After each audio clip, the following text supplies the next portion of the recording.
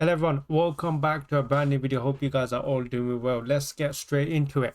Apparently the reports are Arsenal are about to step up the pursuit in Eze. Now this of course has been a deal that, to be honest, has really come out of the blue.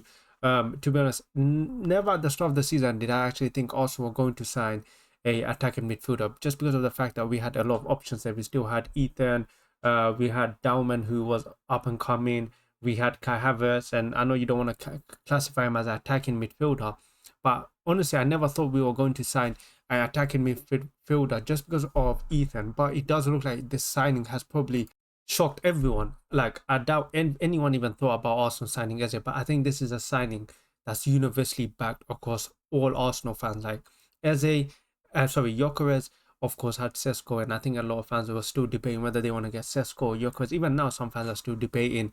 You got Noni Madueke, some fans are debating about that. Zubimendi at one point was being debated, but Eze is a universal supported signing that I think all Arsenal fans agree that he would help improve the team. And for me, I agree that Eze would be a level changer if we were to sign him. Now, there's a lot of reports coming out about Eze. Firstly, there's a report that his release clause is £69 million, and what's appealing about it to many clubs is the fact that you can pay in installments. But apparently, the reports are also saying that Arsenal are trying to actually lower the installments, so they're not trying to actually pay the full release clause, but they're trying to reduce it and pay 3 installments of £20 million. And there is a hope that a suitable deal can be worked out. This was quoted by Miguel Delaney. I hope I didn't butcher that. I probably did. And there's also he also said went on to say that although his preference is that he wants to go to Arsenal should he leave Palace, although sources close to the situation believe Liverpool may yet activate a long-standing interest. No club contact has been made, but it could be made soon. Now, for me, this would be a brilliant signing. Eze is a top player. You saw at Crystal Palace. He's a player that I believe that could potentially play in any start in probably in any single Premier League team. He is that good. That's how much I rate Eze. And if Arsenal were to sign him, this would be a level changer. Eze offers something completely different to the Arsenal team that we don't have right now, especially to our midfield. We simply don't have enough difference makers or X factors, and Eze fills in that gap. He is a X factor type of player. He is one of those players that you can give the ball to and he would grab the game by the literally by his neck. That is the type of player we've been lacking. Regardless of how good Martin Odegaard is, he's been 50-50, but last season he had a very, very poor season. He had a very poor season, and probably one of the worst players we had last season. And Eze would be a perfect alternative to that. Imagine there were games where, like last season we had Odegaard, and imagine being able to bring on Eze, or even having the luxury to start Eze. That's what you call midfield depth. I think that's what Arsenal lack. We lack creativity we lack so much creativity. We do not have enough players. When you look at that midfield, you got Zubimendi. We don't even know how he's going to play, although we expect him to be a good signing. Then you got Martin Odegaard, Declan Rice, Mikel Merino. These are not creative players. Like, Odegaard's the only one you could really say is creative, and even then, that's not enough. And now when you're trying to sign Gyökeres, you need, for Gyökeres to bring the best out of Gyökeres, you need to surround him with creativity, because I think a lot we saw last season, we saw the same pattern when we went up against deep blocks. We just simply didn't have enough creative outlet. We didn't have enough creativity to break down the blocks. It was too predictable, and teams were able to defend against us pretty easily. They just sat deep, blocked off that right hand side, and then on the left hand side, you had Declan Rice and Martinelli. And Declan Rice, as good as he is not a creative player. And we need creativity, because at points I just believe we became too predictable. Like Martin Odegaard is getting the ball and his first intention is to pass it to Saka. Martinelli, Declan Rice, let's be honest, what's Martinelli really going to do? I mean, he has fallen down a bit in terms of his performances. He's not consistent enough. So it makes sense why Arsenal are trying to sign Eze. And the reports are, of course, David Ornstein has also said that Eze is a separate deal to the wingers, to Madueke. Now, the thing is, and one of my doubts about this Eze deal is, I think we need to speed up this transaction, because Eze is a top player. And I'm telling you now, if Arsenal do not speed up on this transaction, this deal could easily be hijacked by the likes of Chelsea, even Liverpool. Like, there are top teams, big teams that are looking for Eze, teams that have money. Because also right now, the reports are we may even struggle financing Eze because of the fact that we're about to spend money on Gyökeres, we're about to spend money on Madueke. So for me, I don't know how this deal gets on, but I do not care. Sign Eze. There's a lot of debate around him. Where does he play? Where's his best option? Because for me, let's be honest, him being forced out to the left wing is a waste of his talent. Like, this guy so much, he's so good. He does not need to be on that pushed out to the left wing. He needs to have the freedom to roam around. But for me, like I said, he's such a good player, right? But I believe that you can just put him anywhere on the pitch and he's going to perform. That's how much I rate Eze. And honestly, I hope this is a signing we get, because this is a signing we need. Like, this is as important as a striker, as important as a left wing. Eze would be a game changer. Let's see whether we get him.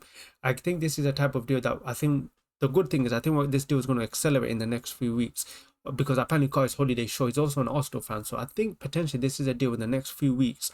We could see a heat up. Even this week, we might see more reports about Eze, a potential bid going in. Because right now, I think the focus on Gyökeres and Madueke.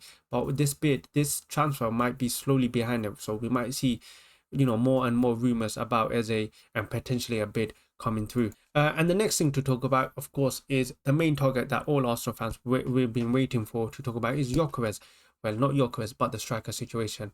It's been a long time coming, but it does look like with Gyökeres, it is heating up. Even yesterday, Fabrizio Romano has said Gyökeres has agreed to let go of 2 million euros of his salary, which is crazy. Like, it shows that this man is ready to leave Sporting. I don't know what has happened with Sporting, but clearly him and the Sporting president are not on good terms. But all this does is just favors Arsenal. This pushes Arsenal to sign Gyökeres, because although the fee is not agreed right now with Sporting Lisbon, that the desire for Gyökeres to leave is only going to make Sporting have to sell him, because I think at the same time Sporting are looking for an alternative. I'm not too sure which striker they're looking at, but I've seen rumors of them signing a striker from La Liga, so it does look like they are preparing for the Gyökeres exit. And Gyökeres, brilliant signing. Like, this guy wants to play for Arsenal. You're looking at the thing he's doing.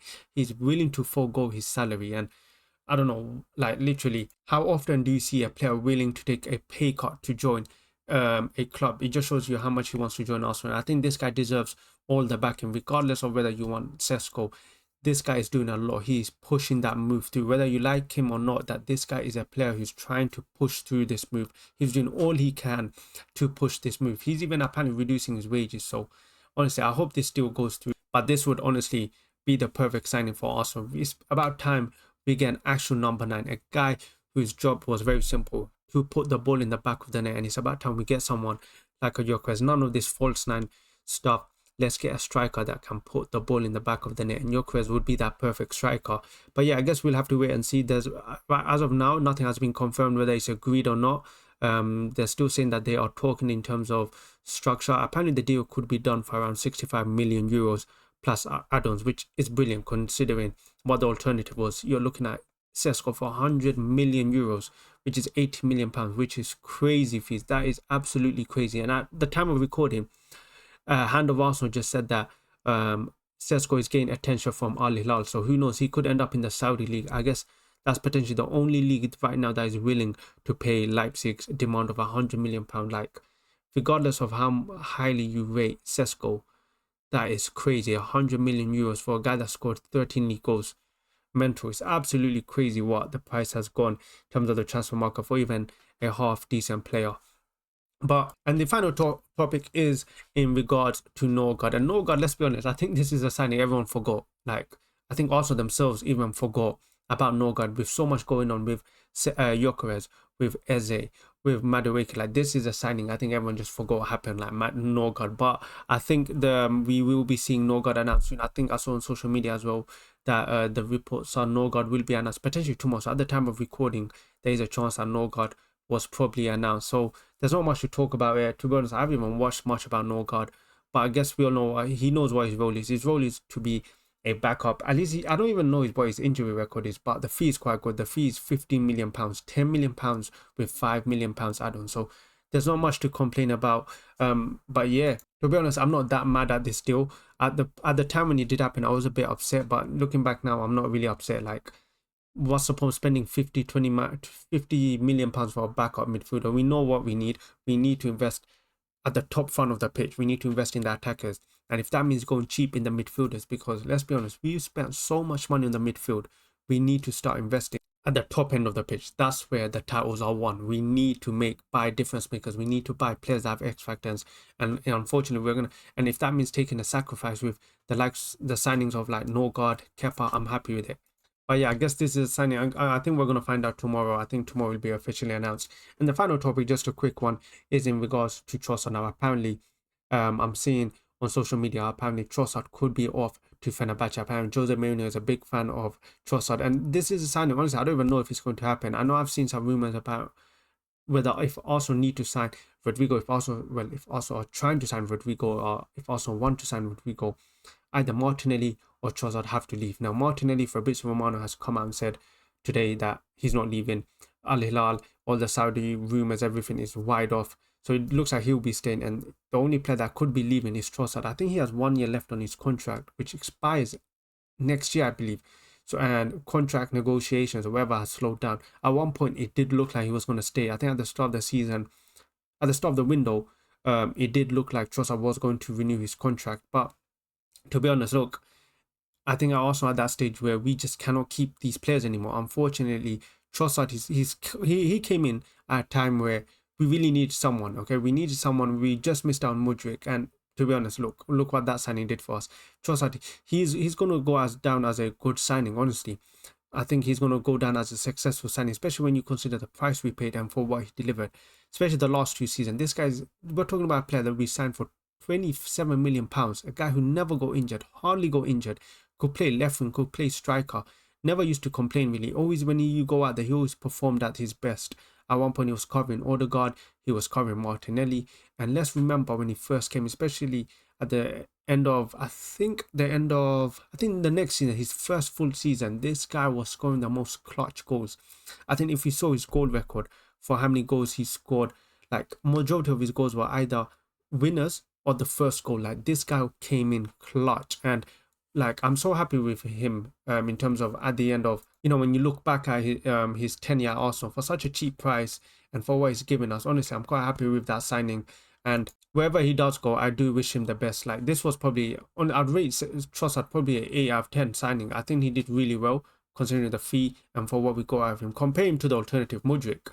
Like we could have went with Mudryk, and who knows how that would have ended up. But yeah, Trossard, I'm not too sure if this is a deal that will be done. It looks like if any of them were to leave, it looks like it will be Trossard just because of his age and his contract about to run out next year. So who knows? I guess we're going to have to wait and see. But yeah, guys, if you enjoyed this video, hit the like button, subscribe, comment on who you're excited about. And also, do you think we're going to get Rodrigo? For me, it's about Rodrigo and Eze. Who knows if we're going to sign them? Let me know in the comments. Make sure you like, make sure you subscribe, and I'll catch you guys in the next one.